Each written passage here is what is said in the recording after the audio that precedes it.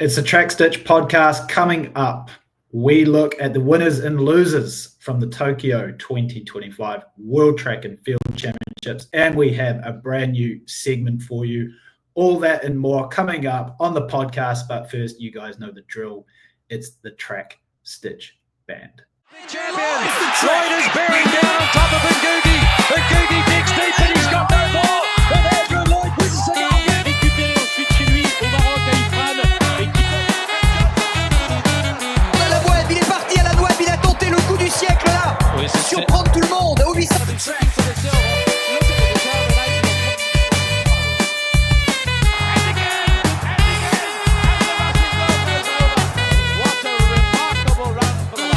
Final of the men's 10,000 meters in 19. And not the ball out. Oh, it looks to be. Who else is in the race? The wave is there. The confidence is there.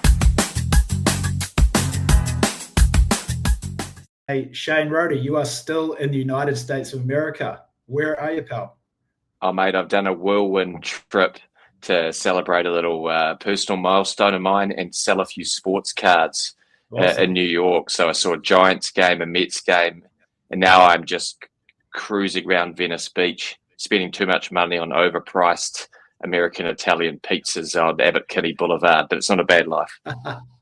Wicked. Awesome. So yeah, last week I recapped the final session of the World Track and Field Championships, women's 800, men's 5K. Did you have any thoughts quickly from your side on those races? Nothing further. Nothing further, Your Honour. Okay, let's get into it then. So today, bit of a rundown. We are going to go over our biggest winners and biggest losers from the championships, and then we have got a new segment which we won't disclose right now. We will later, but it is a really good one, as proposed by the venerable Shane Rhode earlier this week. Good. Mate, should we just dive into it? Yeah. Winners and losers from the championships. Yeah. How do you want to do this one? Do you want to just want to like fire off yours on either side? Maybe do the losers first. Maybe get the bad out of the way. How do you think we should do it? You're more the ideas man when it comes to structure in this duo. All right. So you've probably got clearer ideas. So I'm just going to be a wingman for you on this one. I've been doing a lot of work this morning on my hot take, which I've been salivating over. I had to do some background checking though to make sure I'm not shooting my mouth off. Okay. But yeah, you hit it. I reckon you hit it. All right. Okay. So going through the road, I'll start off with the biggest losers. So when I say this, they're not exactly losers. You'll see what I mean, but just maybe missed opportunities that were there to have been taken. You'll see what we're saying. So number 3 for me, this is on the biggest losers list. I have got Jakob Ingebrigtsen at number 3. Now, some of these, that's what we're here for, People's Podcast, of course. So, I felt that Jakob looked old at these championships. It's not so much that he's a loser in terms of, what happened at these championships per se, because actually he did very well. And I've got a bit of a wrinkle to this that you'll see later, Dale. But I just think it's, a season lost for him, and probably in maybe the 3rd or 4th year of his sort of peak career window, a real disappointment for him. I think he turned up here. This could have been a potential sort of legacy championships for him if he was in really good shape, but he wasn't. He's missed this opportunity. I don't, again, it's difficult to criticize a guy who hadn't raced all season and then turns up at the Worlds the way he did. And that's what I said. I've got a bit of a wrinkle to this one later on, but I've got Jakob down at number 3 as one of my losers. What do you think about that one? Yeah, I mean, it's tough. If the question for me is, if he hadn't turned up at all, would we be talking about him as one of the biggest losers from this championship? He turns up.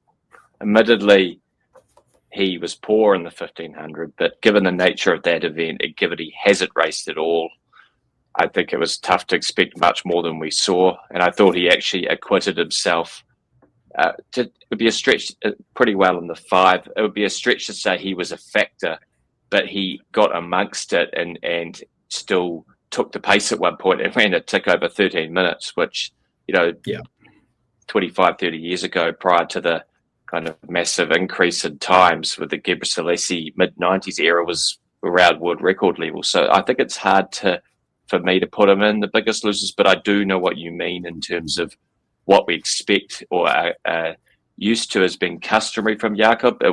He was definitely one of the quote biggest losers of the championship. But again, like my metric or my measuring stick here is just based on sort of lost opportunity versus terrible performance, because obviously it's performance. No, it's fair. I agree with you. So I'm just trying to go with an abstract view on that one, but I'm glad you understood.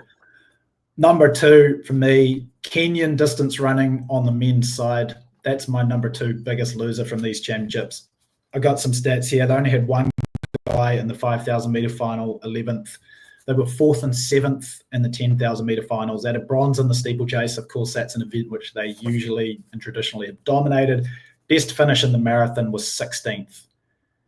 If you count the 800 and the 1500, you have Wanyonyi, of course, who won the 8, and Ronald Chariot, who finished 3rd in the 1500. I don't really count those as distance events, but just a big sort of turnaround here for whatever reasons. The Kenyan men's distance squad just not really performing. It's just, especially in that 5K, for them to be sort of so irrelevant in the 5K. That's just crazy to me. One guy in the final finishing 11th, and a bronze in the steeplechase, of course, won by our own Geordie Beamish, but they to me go down as the second biggest loser. What do you think about that one?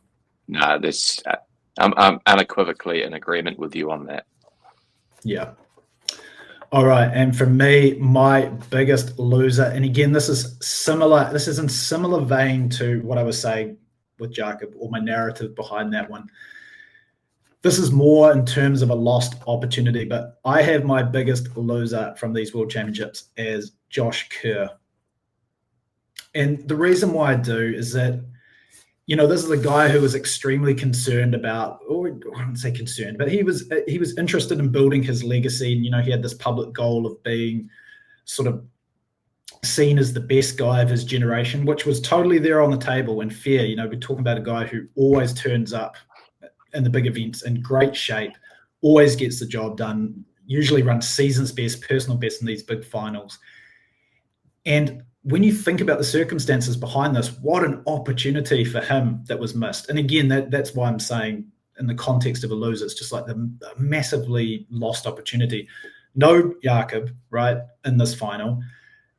Then on top of that, Cole Hocker gets himself disqualified in the semi-final. So you've got no Hocker, and he was sort of a lot of people's, favorite pick to win this one.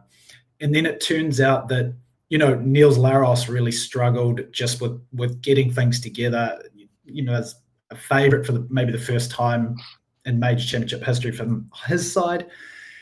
And then on top of that, Josh Kerr hurts himself, presumably in the semi-final. We believe that he may have clipped himself really badly with Tim Chariot in the semi-final, hurt that right calf muscle. It's a problem for him in the final. He pulls out. And really, he had this opportunity to go back-to-back at the World Championships and really cement himself as sort of the preeminent 1,500-meter championship runner of the decade, and he did not manage to get that done. So, again, it's tough to say that a guy who makes the final in an event like the 1,500 meters, and just because he doesn't win, he's the biggest loser. But I just felt a massive opportunity there for Josh that he wasn't able to capitalize on. What do you think about that one? I've been following Josh Kerr since he's in the NCAAs as an unknown, and I've always been incredibly impressed by his power and particularly the grace he has, the way he moves for a bigger guy. He's a slightly unusual, I think, a deep thinking individual, and I've always been really impressed the way he's prepared himself and got the most out of his talent when it's really mattered, until 2025, where I feel that a combination of maybe GST, the kind of, and I think I've noticed this a little bit with Keely Hodgkinson too, that power of the British press, I say power in inverted commas, the effect of the British press to build these people up is perhaps bigger than they really are in their heads, and it looks like it in both those instances it may have gone to their heads a little bit.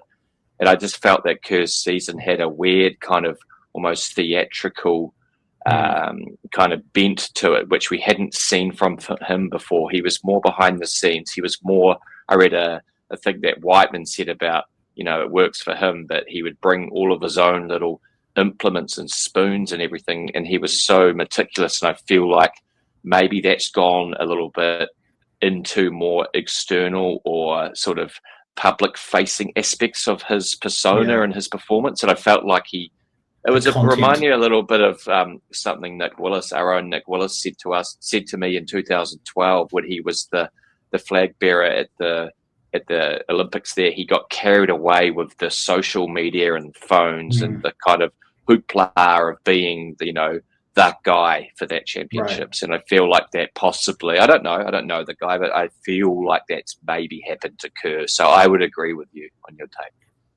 Yeah.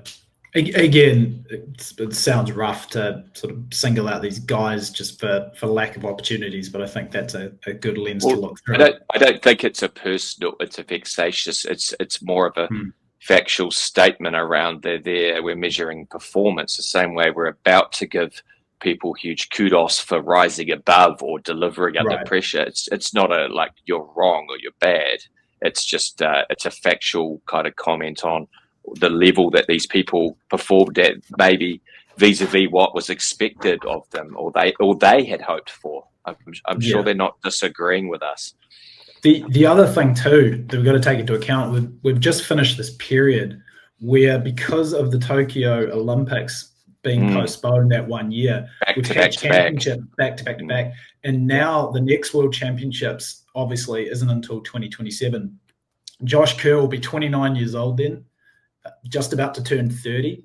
Very, very difficult historically to win championships or factor in championships at that age, especially in an event like the men's 1500. So much awesome young talent on the way up. So you really just wonder, was this kind of this last, again, no, it's tough to say, like last ditch opportunity, but it seems like it was just a great one there with the Hocker disqualification, no Jakob, no Jared Naguse. Like he ended up being the only guy from the podium in Paris that was there, the only guy from the top, because who was fifth in Paris? It was Kessler, right? So not even Kessler was in the race. Was it Kessler or Laros? Kessler.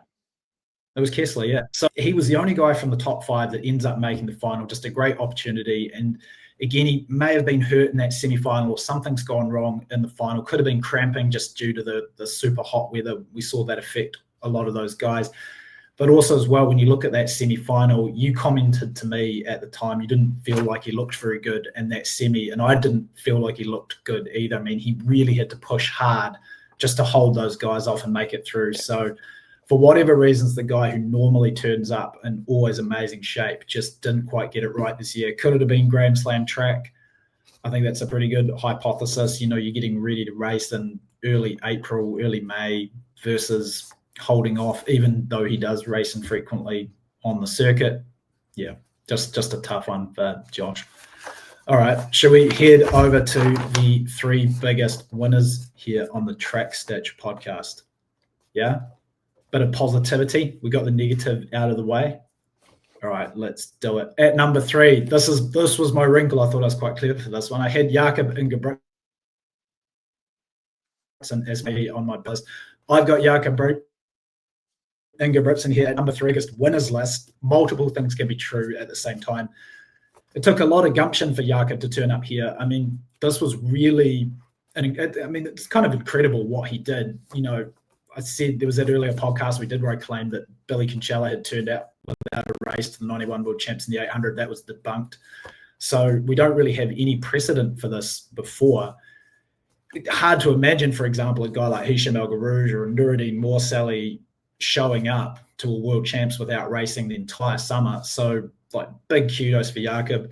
Still didn't really run that poorly in the 1500, considering it was his first race in almost 6 months. 3:37 with a 55 last lap. That's still pretty damn good.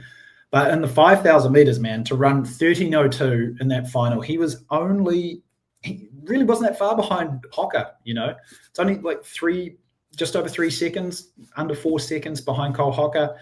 He beat Hagos Gebrselassie in the final, right? 12:36 Hagos Gebrselassie. He was only 1.21 seconds behind Golden Boy Grant Fisher, right? I just think that, this was really, really impressive, given that everything was a complete unknown for him. And I think he proved a lot to people out there that he really is sort of a racer's racer who just loves getting out there, loves being in the mix. Was he potentially in Tokyo because he had to fulfill something contractually for Nike? I've heard that sort of rumor or theory out there, possibly.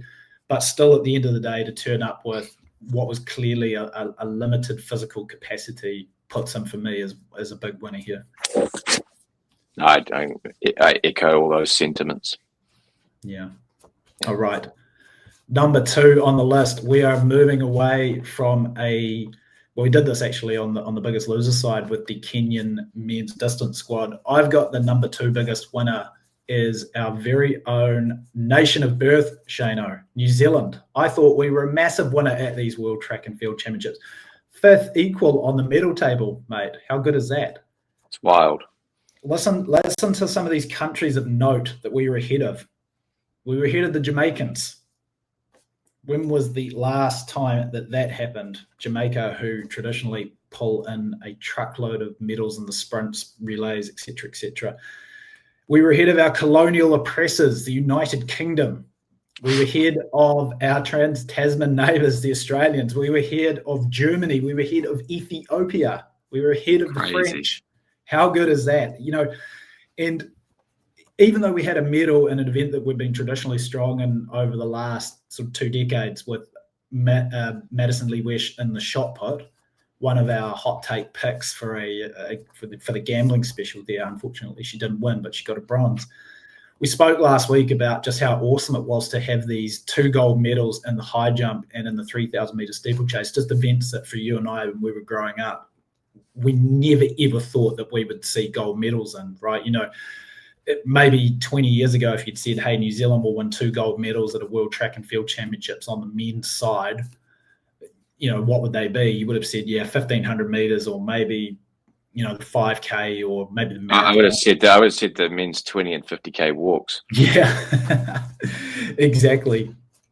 But, like in particular, that 3,000 meter steeplechase, we talked about how difficult it was for Hamish Kerr, but also on that men's 3,000 meter steeplechase, there has not been a man of white ethnicity or European ethnicity who has won that world title since 1987. The first 2 world championships were won by a German and I wrote it down here, an Italian, I believe. Italian, yeah. Yes, yeah. And since then it has only been East African or North Africans who've won that title. So just incredibly rare. On top of that, we had Zoe Hobbs. She made the semi-final. We talked about Zoe before. Just incredible as well to have a sprinter, let alone on the women's side, like at the top of sort of the world. She ran within 8/100ths of making the final, and I just checked, had a look at the time that she ran, 11:08 in that semi-final. She had a really good race, which, it happens that you don't in the sprint. Yeah. She could have made that final. That would have been awesome. And in the women's pole vault, we had 3 women go through there. Only the US had better representation. So I thought, well done to New Zealand. We should be proud of ourselves. It was an awesome championships from our side. Yeah, no, echo all that. All right. Well, this is easy, isn't it? Okay, biggest winner, and I think you probably who you think. Who do you reckon I've got? So you're just breaking up a little bit there. Biggest winner, number 1. Who do you think I've got as the biggest winner from these World Championships? I know who I've got, and they're going to have to be mentioned if you don't list them. But you go first. I'm interested. All right. Okay. I have got Sydney McLaughlin-Levrone. Yeah, it has to be. Yeah. So, she's made this career dominating this event, which by and large is not really that talent deep or overly competitive. No disrespect to Femke Bol.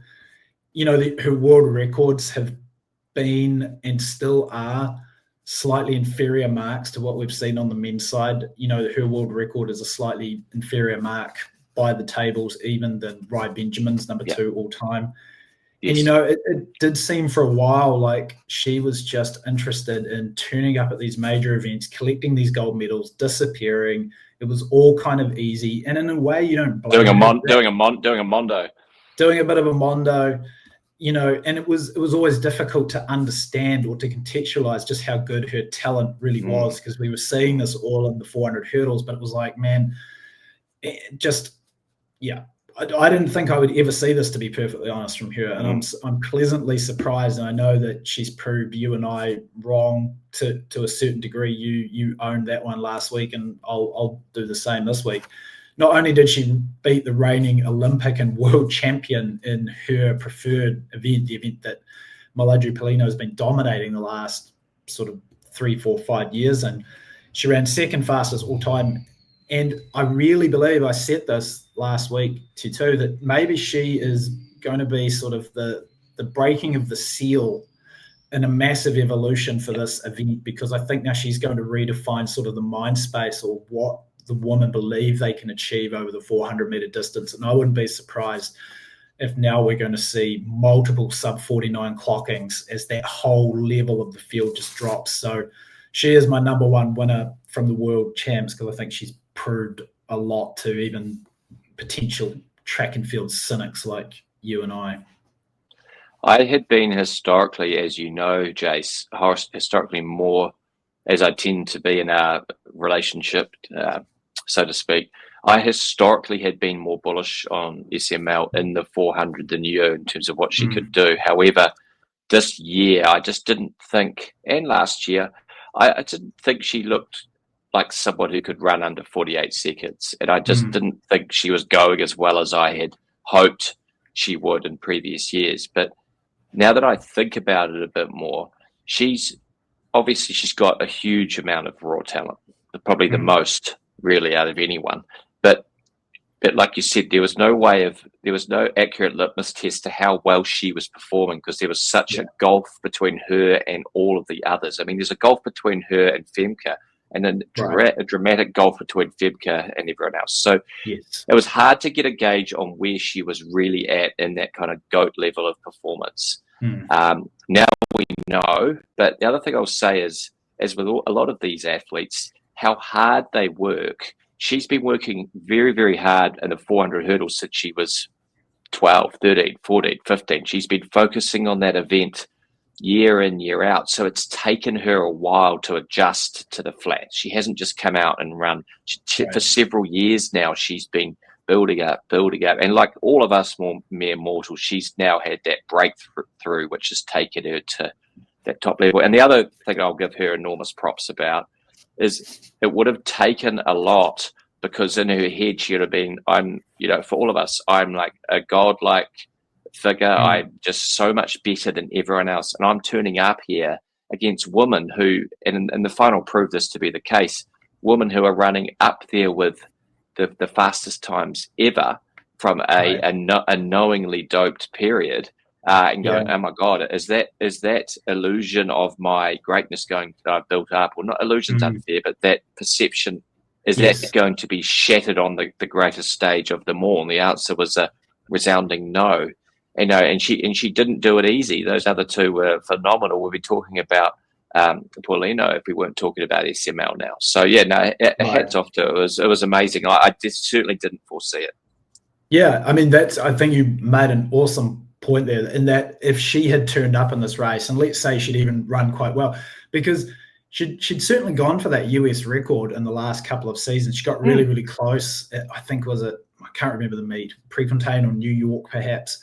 Got really close to the US champs, I think. Maybe either way, got really close to that record of Sonia Richards-Ross, but couldn't quite get there. And to the point, and she could really just have turned up into this final and still run really well and run like 48. 6 US record by a bit, but had her doors blown off by Paulino and by Naza. And then we would be sitting here going, yeah, exactly. See, she runs in this week event. She's actually not as good as everybody thinks. She's come into into a much deeper competitive event, and look what happened. Well, look what did happen. She ended up dominating that event top to bottom, looked amazing throughout the round, also in the final, and now has like become the legitimate threat to take one of these world records out of the book that has just been, it's kind of obvious how we've got to this world record and how it's lasted for so long. And now she is sort of top and center of the giveaway for me was how incredible she looked in her rounds at this World Championships. It actually reminded me a lot of someone that allegedly owes her quite a lot of money at the moment, Michael Johnson, in the '99 World Champs. He ran under 44, and I remember I think it was Bruce McAvaney, brilliant, one of our favourite commentators commentating, and he was just like a stunned mallet. I remember Johnson shut it down with about 80 meters to go, and it was along the line. Yeah, it was along the lines of something like only 8 men have run under 44 seconds in the 400 meters. And he goes at the World Championships. Ever. Michael Johnson has just done it on his ear, and he was literally like jogging that last. I think he ran. What did he run? Like 43.95 or something like that. It was crazy. Yeah. Exactly. Okay. Well, I'm glad that we agreed on that one. You didn't have to come over the top and take me apart. It's friendly fire at the moment. Oh, at the moment, that's a good segue into our new segment that we've got here. What are we going to call it? We're calling it Hot Take Hankerings, or the Hot Take Highway. Basically, we're going to hit each other with a hot take. It sounds more salacious than it is. Exactly. We're going to hit each other with a hot take, and we have to defend it. The other one has to flame it, turn it into dust. Do you want to hit me with yours first? I hope did you come up with a backup, by the way, just in case we had the exact same hot take? Because I doubt you'll have my one, but okay. Stranger things have happened. All right. So do you want to kick us off? It was your idea. So you kick us off with the hot take. So you may actually agree with it because you know me, but let's see how it goes. All right, new segment. Here we go. Shane Rhode, Hot Take Highway. What have you got? Cole Hocker. If Cole Hocker wins the 1500 at the next Olympics, he's going to go down in the pantheon of great 1500 meter runners, not distance runners or middle distance runners, but he's going to go down in the pantheon of great 1500 meter runners or milers, so to speak, at a higher ranking than Jakob Ingebrigtsen. And I'll tell you why. So first of all, he beat Jakob in his Olympic gold performance. Jakob ran faster than he did when he won his Olympic gold medal. Yeah. Cole has run 7 minutes 23, and these are all ancillary factors. At 7 minutes 23 indoors for 3,000. He perhaps could run quicker than that and get close. I don't think he's going to run 7:17, but who's to say he won't run 7:20 or 7:21? Because that second Ethiopian, I forget his name, that ran 7:21. I think he can run perhaps outdoors as quick as that. Thirdly, winning that World Championship 5,000 in the circumstances that he did, I think he absolutely should have been disqualified. I think it was, and we can talk about that at another time, incredibly foolish tactics for a guy who's the Olympic champion to run at the front, let himself get barged, but get back. But he did get disqualified, and to bounce back and win that race in that manner in a sub-13 performance with a 52 last lap, I think it was Jakob-esque, and I don't for a second maintain that as we stand here or sit here right now, rather to do this podcast, that he's in the same conversation in terms of his quality. But I think if he did a and went back to back, he has enough supporting evidence or enough supporting documentation, so to speak, to make that an argument which at least you wouldn't be laughed out of the sports bar over. I'm a bit disappointed here because I don't think I can. I don't think I fundamentally disagree with you with this hot take. I can't really eviscerate it in any way, shape, or form. Because you're right. Like it is so difficult to win back-to-back Olympic 1500 meter titles. I mean, it was extremely. You think about the circumstances of winning his two, right? Even that first one, he he needed arguably the greatest performance of his career. And that probably was his greatest performance, not in terms of like physical taxation on the body, right? But the fact that he'd run so poorly in that 800 meters, the British press had absolutely buried him. Steve Ovett had not lost a 1500 meter race in like 3 years at that point. He was seen, the 800 meters was seen as Coe's realm, the 1500 Ovett. And for Coe to win that was incredibly difficult and impressive. And then to come back in 84 after sort of the injury issues and maybe he was not going to be selected and all that drama just shows how hard it is. So if Hocker wins there was the rise of Cram as well, of course. The rise of Cram.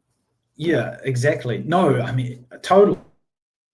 I tell you what put me onto it. About this too. Oh, sorry, sorry, the feed broke up a bit, so I thought you'd finished. Tell you what actually put me on. What put me onto it was that footage of Hocker when he won the 5,000 and he was sort of like this to the. Yeah. That was kind of reminiscent to me of Coe giving the sort of 2 finger salute to Fleet Street in the press box after he won, and they're kind of similarly nuggety characters who have got big kicks, and it kind of reminded me a little bit of Coe in 84. So it's a big if, but because you'll be older too, a la you talked about with Kerr, but it's a tantalizing thought, and he's nuggety enough and determined enough to possibly be able to do it. Who knows? I mean, so here's, you've heard my theory on this, mold on this like peak window in the career, and it's very, very difficult to hold like this. You hit all of these great athletes at the really top level. They sort of have this 3 or 4 year window where they're really capable of running their personal bests. They're at that, they've got leeway to win in these major championships when maybe they have a bad race, et cetera, but it doesn't last forever. And it doesn't mean that either side of that peak window that they're still not good. I mean, we saw it with El Garouge, right? I mean, El Garouge was at his absolute best between 98 and 2001 when he was able to run under 327 comfortably for 1500 meters. He was world record threat over multiple distances. By the time he got to 04, he wasn't in that shape. He was beaten famously by Legat in Zurich just a couple of weeks before the Olympics, and there was sort of a lot of question marks whether he could do it. He was obviously still good enough to win at the Olympics over 15 and 5K, which was a sort of a nod to his greatness. But the thing with Hocker is, like, I think it's fair to say that he's sort of still on the ascension in that window. He's probably in his second year. What that means is that by the time we get to the World Champs in 2027, he'll be sort of a little bit at the tail end of that. But that is still pretty advantageous because 2028, sort of only a year after that's close, so he's still going to be in really good shape. And man, I'll tell you this, dude, if he can win the world title in 27 and then win the Olympics in 2028, he is automatically up on Mount Rushmore with El Garouge and Morcelli. And then you can fight about whoever's next, whether it's Herb Elliott, whether it's Jakob, whether it's Peter Snell, John Walker. You know what I'm saying, right? So, yeah. I 100% agree. And I was looking at the world all-time list. It's quite astonishing how high up he's, I believe 7 or 8, and it's just littered with times from El Garouge and Morcelli. Then you've got and a few from Legat. Then you've got Jakob Kiprop who got caught, and you've got Azzedine Habs, and that's about it. I mean, he's up there with pretty much those guys who are literally on the Mount Rushmore. Here's a quick one for you. How fast do you think he can run? So he ran 3:27.65 in Paris. That's 7th all time. It was 6th until Hubs just knocked him a place back earlier this year. Do you think he can run 3:26.5? No, but I think he could break 20. Do I think Cole Hocker could break 3:27 after the 7:23 indoors? He's quick and he's tough. Yeah, I do think he could run, and the way he had to change speed in that Olympic final and go round on the we're talking about the perfect day here. Do I think he could run 3:26.9? Yes, I do. I'm with you. I feel like his range is somewhere on an absolute perfect day, super motivated. He's going to run somewhere like 3:27 flat, plus or minus a tenth of a second. I feel like that's probably what he could do.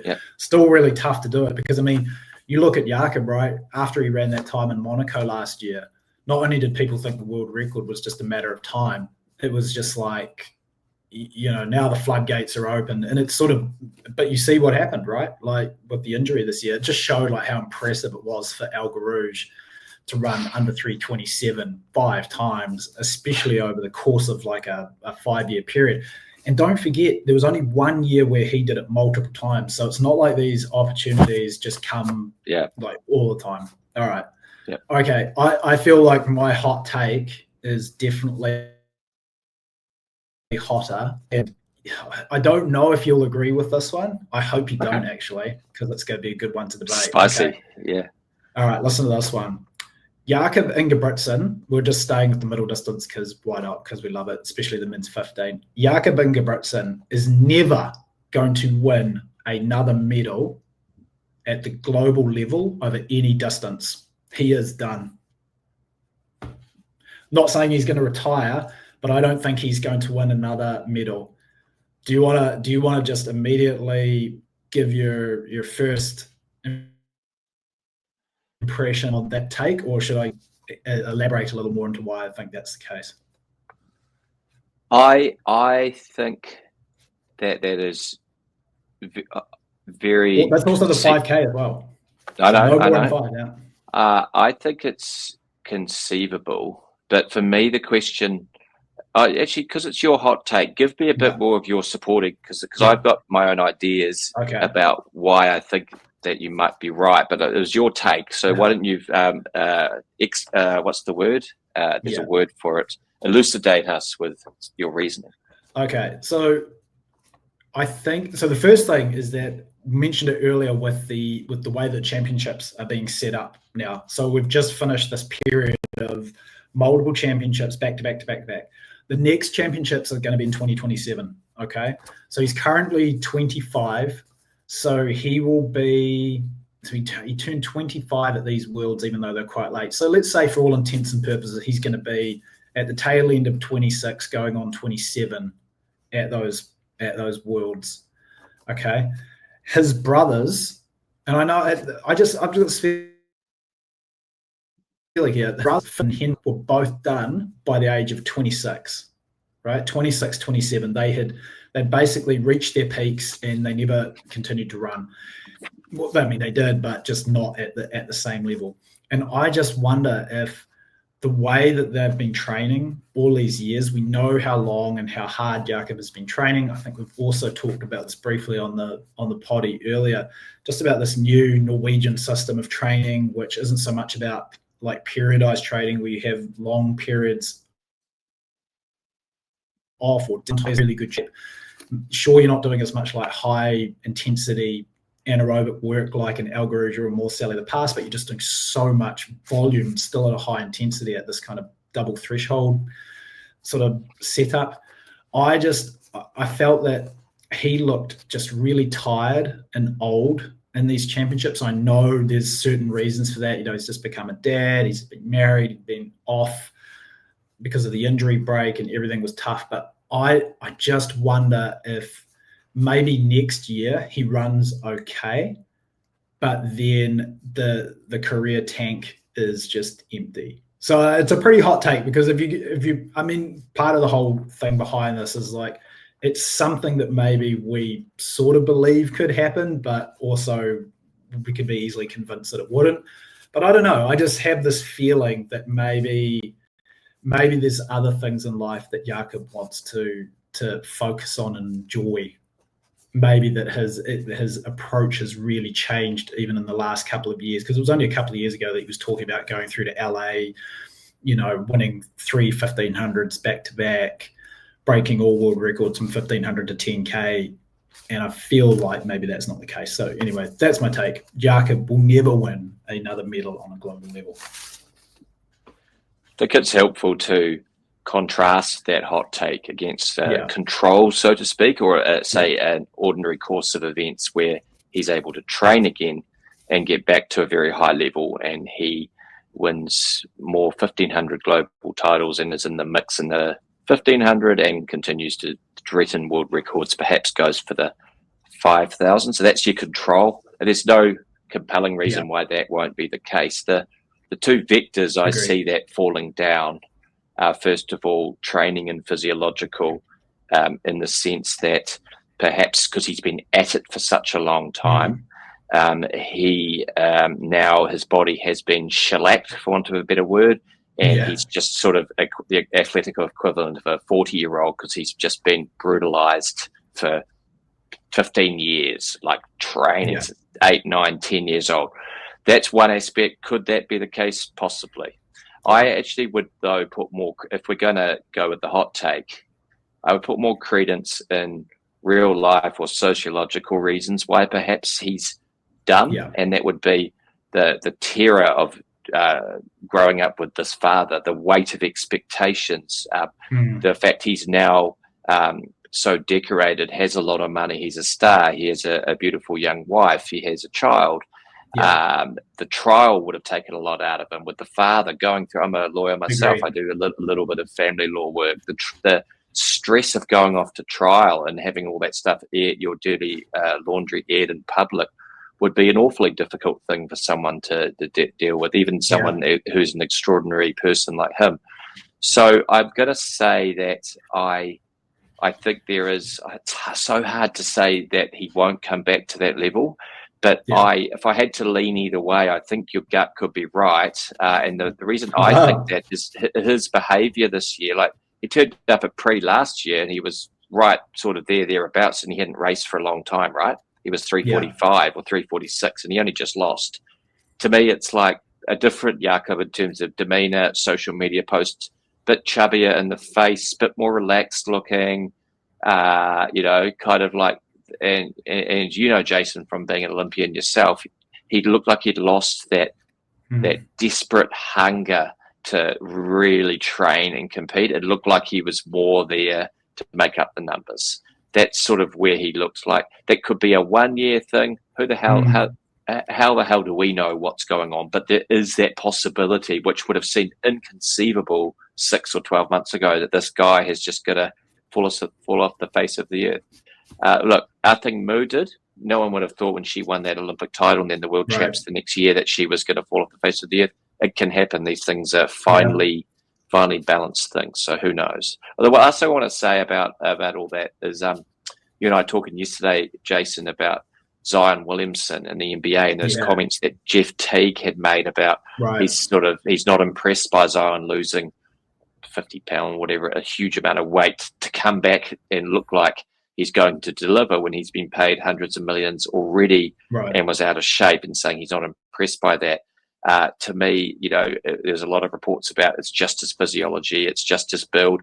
He's trying, he's doing all this and that. I think the hunger for Zion could perhaps be more tethered to either fear of consequence if he doesn't get his act together, or just money to be motivated. In this case with Jakob, we're seeing perhaps that his motivations or his energy, as you said, are going in different places. Yeah, I mean, it's so interesting reading message boards and, just layman's takes on Jakob. It's crazy the expectations people have on him. And also this idea that these guys can just train at this insanely high level and race forever. And this is just what they're going to do. Like, it doesn't work like that. I just don't understand. And the other thing I'll tell you this, man, is when you're on the top of the tree and things are going well for you, there's only, people are always shaking, metaphorically speaking, they're always shaking that tree below you to see if you're going to fall off. And there's only so many shakes you can take before eventually you start teetering and you start, you take a topple. And sometimes it can just be really difficult to find your way back. And, man, obviously I was never on the same level as Jakob and Brits, and not even close. But I had a little bit of that in my career too, from being a really top junior on the New Zealand scene. And, expectations are high, and not only are the expectations high for you, you deliver all the time. And then all of a sudden when somebody comes on, it happened with me and Nick, when Nick beat me in that race back in 1998 over 800 meters, and in doing so, he broke my national under 18 record. I was in the same race. It was like a real, we haven't discussed this one, save this, but maybe next week, the torching theory, right? Yeah. But he torched me And to all the listeners, you'll find out what that means maybe next week.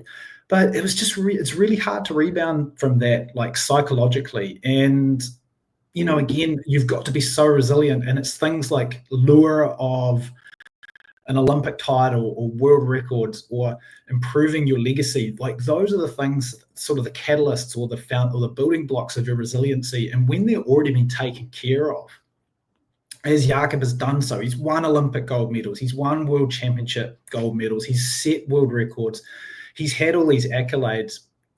Maybe it's not going to be so simple for him just to bounce back. And I don't know, I just, again, I don't know, it sounds like almost like a negative take, but I just it's not. Yeah, I don't think it's a negative take at all. I mean, I think that the guy's life could be a lot better for him just kind of like exiting out of it now, and he's got all his success, and I'm sure he's got a chunk of money. He's got a beautiful family. The other thing too is I was actually surprised he stayed at as the higher level as he did once he split from Gert, from the outside looking in terms of that pressure on him. He still broke the world record. He won the Olympic 5,000, won the world champs 5,000, won the Olympic 1,500 silvers. I thought maybe he would sort of that child prodigy with the overbearing father would go downhill a lot quicker, but maybe this is like that built up aerobic superiority. Maybe that's now cascading down. It took because he was just so much better than everyone else. Maybe hasn't won an Olympic 1,500 title since Gert was coaching it. So that's an interesting fact. Yeah. All right. And that's the one he's definitely more. If you're going to test his weakness, given his profile, that is that's the event that most tests his weakness in terms of more than the 5. Yeah. And, you know, I think as well, that must have been difficult for him to sit back and see, well, I mean, he was actually in the race, to see Cole Hocker do what he did. And Hocker, you know, just at that younger age, I mean, was that I don't know, maybe was that a pass the torch moment a little bit?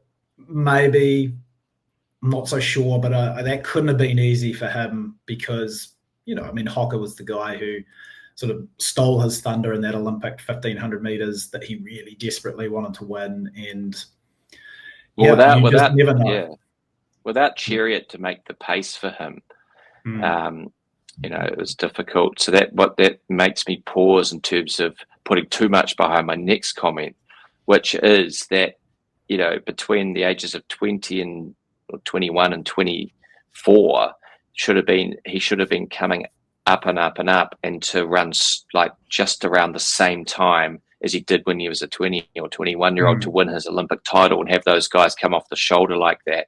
The same year he ran 7:17, so he's never been fitter or better. That's tough, you know. That's a tough thing to deal with emotionally. Yeah, no, I agree. Okay, all will be revealed. I mean, it's going to make next season an incredibly interesting one. It'll be so interesting to see what he does. If he bothers to run indoors, I would love to see him, for his sake, not run indoors. I don't really understand what that brings. I mean, you know, I think this is a really interesting sort of stat here where, you know, just talking about the differences in training philosophy these days with the periodized approach. Hicham El Guerrouj's best ever indoor marks, 3:48 for the mile and 7:33 for 3K. So not even close to what these guys are doing now. You know, Jakob at 3:45 flat for the mile, almost, you know, 3.5 seconds faster than that over a mile. All these, you know, 7:22 for Grant Fisher indoors, 7:23 for Cole Hocker, 10 seconds faster than what a guy like El Guerrouj was doing. Just real differences in philosophy. It was where this was back in the day. I think I've told the story about when Kip Keita told me about the world indoor record that he ran, and all he wanted to do was just show his coach that his training was going well. Like, really did not focus on indoors at all. And I'd just like to see, you know, if Jakob is going to come back and have a great season next year. Just, in fact, honestly, to be all of these guys. Yared Naguse, not so much indoors, mate. Grant Fisher, not so much indoors. Hocker, not so much. Josh Hoey, not so much indoors. Now, I know that, you know, next year isn't a global championship year, so maybe we won't see that, but I just feel like maybe a little bit too much emphasis on indoor running and being fit all year round. And I would like to see Jakob, with respect to his career longevity now, even though I've just made this hot take, perhaps forego a little bit of the excellence there. on the banked springboards of indoor tracks. All right. Awesome. Another track stitch in the books. Another stitch in the books. You are heading back to Auckland tomorrow. Is that correct? Not before I'm going to get these great VO motorized scooters that Rose and I ride down the beach in Venice and Santa Monica, and it's they go pretty quick. It's good fun. Get a little maybe gelato ice cream or a matcha. Are you going to go to the Muscle Beach there? We went yesterday, but we kept our shirts on for good reason. Yeah, I know we didn't get onto the bars or anything, but we just whizzed past on our e-scooters. It was fun. You had no motivation to rip the old shirt off and start throwing some tin around there and show those. I haven't chucked any tin around for a few years. I better start getting prepared though for Rick James's annual NZ Run Golf trip, lifting the trophy. I don't want to be behind Andrew Pescott. That's sort of what worries me every year, because I like to keep him 5 to 7 reps. 5 to 7 reps behind me. But last year he may have been 5 or 4 maybe, and I was like, oh, that's not good. It's too close for comfort. Just use that labourer's farm strength that you have there. Just reignite it down at Muscle Beach gym and on the boulevard there in Venice. It's a cool place. Enjoy your final day there, mate. And I know thanks, mate. I know you're going to have an enjoyable flight back too, up front in Air New Zealand, the pride of Aotearoa. Yeah, that's how we roll. All right, mate. Good to chat, and we will catch you, also all our hundreds of thousands of viewers that we have. They just don't like the podcast. That's all. They just don't hit the like buttons because we don't ask for it. We do have a lot more viewers than we've got likes, right, Shane? Is that correct? Yeah. Hey, look, it's we're like a slow cooked, like one of those those, what do you call them? The hot pots. You leave it on and you go to work, come home, and it's just we get in like 10 years. You're gonna be, oh my god. Why didn't we get on these guys? And people were going back, scanning for all the episodes, going, shit, These guys are good. We're like a hangi. We're buried in the ground with hot embers just for 2 or 3 days, and then we're delivering delicious morsels. All right, mate. Have a good trip back, and we will catch you next time, and everyone on the track stitch. Thanks, mate. See ya.